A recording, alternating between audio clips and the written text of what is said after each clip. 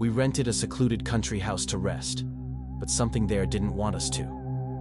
For 5 days, silence surrounded us, and with it came noises without a source, reflections that didn't mirror us, and an old clock that insisted on stopping at the same time, 2:36 a.m. This is the story of what we experienced, and what we never managed to explain. I wish I could say it wasn't real, but I can't.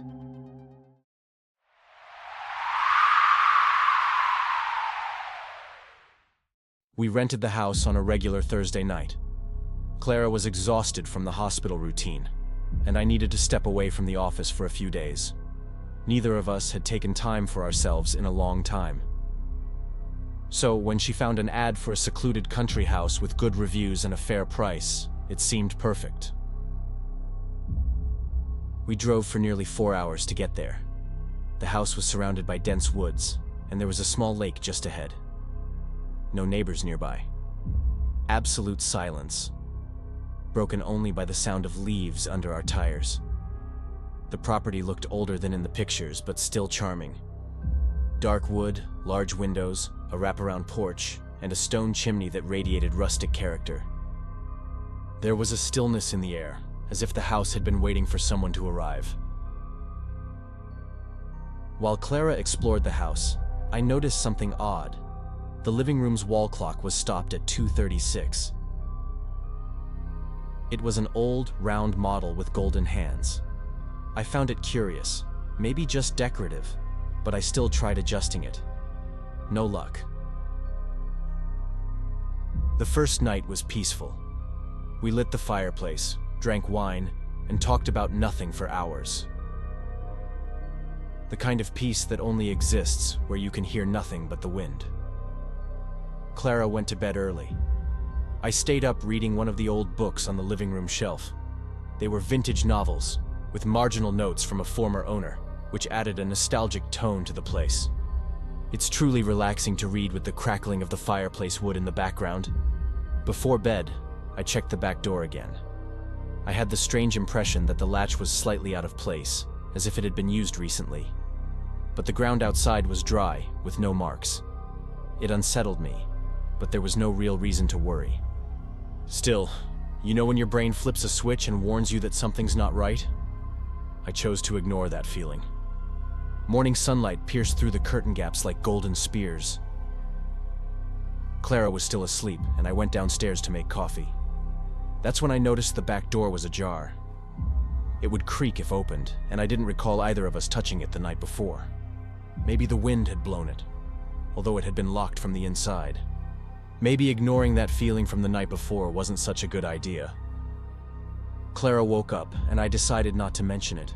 I didn't want to create tension so early in our trip. The day passed without incident.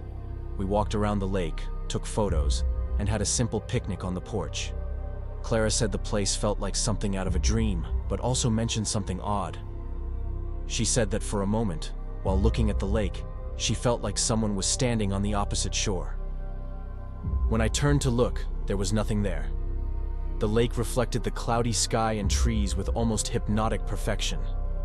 I tried to reassure her, saying it might have been a tree or an animal's reflection. Either way, the lake was breathtaking. I hadn't noticed it the night before because it was dark, but in the daylight, along with its striking beauty, it also seemed to hold a deep mystery. That night, Clara asked if I had left a green-covered book in the living room. I didn't remember touching any books since the previous night. I went to check, and sure enough, one of the books was open on the table with a folded page. I read the marked passage. And when time stopped, all that remained was the sound only he could hear. That gave me an unexpected chill. The night dragged on. Clara slept. But I stayed awake for a long time, listening to vague noises around the house, creaking wood, faint distant taps. Nothing I could really place or understand. I tried to figure out where the sounds were coming from, but I had no luck. I woke up early. Clara was still sleeping. I decided to walk to the lake alone. The surface was smooth like glass. That's when something happened I still can't explain. As I bent down to pick up a stone, I saw my reflection, and for a second, It didn't mimic me. I swear. There was a subtle delay, as if it were slightly out of sync. My movements were echoed with a micro delay, like something imitating me from the other side of the water. I returned to the house unsettled. Clara noticed, but I didn't press the subject. We tried to keep things light, played cards, cooked together. I avoided looking too long out the windows. I was beginning to feel like someone was standing outside between the trees. I never saw anything, but I'd never been more certain. I didn't know if it was just in my head, but I stayed as alert as I could. That night, we both woke up at the same time to a sharp sound like wood snapping. I looked at the clock in the living room before I realized what was bothering me. It showed 2:36, and it was ticking. I was afraid, but I didn't want to scare Clara too. But when we went downstairs to check, the hands had stopped again. The moment the sound occurred had coincided exactly with the clock. I didn't tell Clara, but from that night on, sleep became increasingly difficult. The next morning was the quietest since we arrived. Clara woke up before me, which was unusual. She was on the porch, wrapped in a blanket, staring at the lake with an expression I couldn't decipher.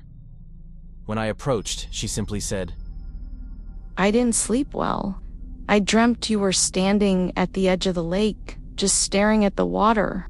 But it wasn't you. It was something that looked like you. I didn't quite understand it, but it didn't feel like I was dreaming." That hit me in a strange way, because I had also dreamt about the lake that night. I dreamt I was in the water, floating on my back, but trapped, like I was looking up through a mirrored surface. In the dream, I saw Clara looking at me from the shore. But when I woke up, I couldn't remember if it was really Clara, or just someone with her face. I tried not to show anything, said it was just a dream and changed the subject. But that day, something shifted in the atmosphere of the house. We began hearing more frequent noises, footsteps upstairs, even when we were both downstairs, doors creaking without wind. Clara said she thought someone was moving things in the kitchen, but nothing actually seemed out of place. Even the atmosphere inside the house felt different. By late afternoon, I decided to check the basement again, although we had already been there on the second day. There was a constant feeling that something moved just outside our field of vision, and the basement felt like the most hidden part of the house. I took a flashlight since the lighting there was weak. As I descended, I noticed one of the wooden shelves had been moved. Behind it was an opening in the wall. It looked like a narrow passage carved directly into the earth. Definitely not something that was in the listing when we rented the house. I didn't enter. I just stared. The air there was colder, and I smelled something metallic, almost like aged mold. I went back upstairs and closed the door. That night, while Clara slept, I listened. The sound of something, I couldn't say if it was a person or an animal, walking slowly above our bedroom. But no one else was there. When I got up to check, the footsteps stopped. The clock, which had been silent all along, quietly started ticking again at 2:36. By the fifth day, I was sure we were leaving ahead of schedule. Clara didn't argue. She seemed relieved. We packed in silence. We simply weren't willing to talk. It felt like any word might trigger something bigger. In the living room, when I took down one of the paintings to check behind it, I found another photograph. It showed the same house with a family in front: father, mother, 3 children. But what disturbed me wasn't the photo itself. It was that their faces were all scratched out, one by one, with what looked like an old pen. On the back of the photo, another note: "Time is not the same here." While Clara loaded the car so we could leave the next morning, I went down to the basement one last time. I was too curious about that passage, and I couldn't just leave with that thought hanging over me. But when I arrived, I saw the shelf had been moved back into place. I tried to shift it, but it was stuck to the wall. The metallic smell was still there. Before we left, Clara asked if we could leave the bedroom light on. I woke up in the middle of the night and saw she was already awake. She said she could hear whispers coming from inside the walls. We pressed our heads together and tried to ignore it. No heart could stay calm when, from far away, we heard the ticking sound from the living room, 2:36. That damn time again. We left at sunrise. I didn't look back. Clara covered her ears by instinct. So did I. It felt like if we listened, something would follow us. Since that day, we haven't spoken about the house again. The clock in our apartment broke recently, and without thinking, I bought another one secondhand. When it arrived, I felt a chill. It was already stopped. It showed 2:36.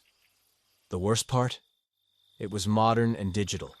There was no reason for it to be frozen, and I swear, I didn't choose it.